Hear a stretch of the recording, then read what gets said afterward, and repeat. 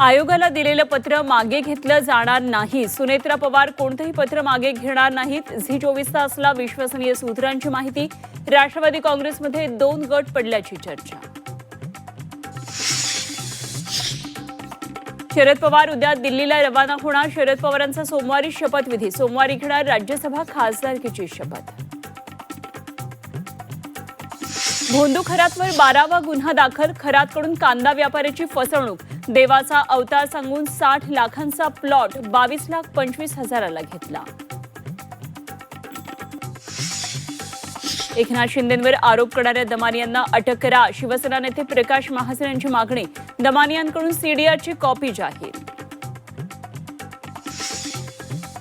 दमानिया रॉच्या प्रमुख आहेत का? दमानियांना सगळी माहिती कशी मिळते? संजय राऊतांचा सवाल. सरकारच्या निशाण्यावर कोणीतरी असल्याचा दावा.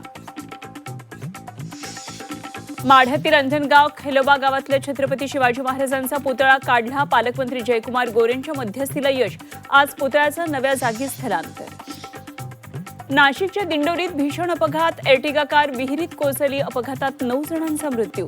विहीर मालक राजेंद्र राजेवर सदोष मनुष्यवधाचा गुन्हा दाखल.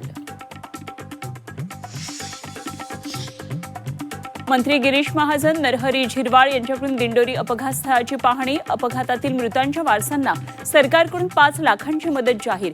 विहीर मालकावर गुन्हा दाखल करून विहीर तात्काळ बुजवण्याचे महाजनांचे आदेश. मुंबईत गॅस एजन्सीच्या बाहेर नागरिकांच्या रांगा. चेंबूर इथल्या गॅस एजन्सीच्या बाहेर नागरिकांची गर्दी. आणि राज्यात अवकाळी पावसाचा कहर कायम. अनेक ठिकाणी वादळी वाऱ्यासह अवकाळी पाऊस. वादळी पावसामुळे काढणीला आलेल्या पिकांचं नुकसान.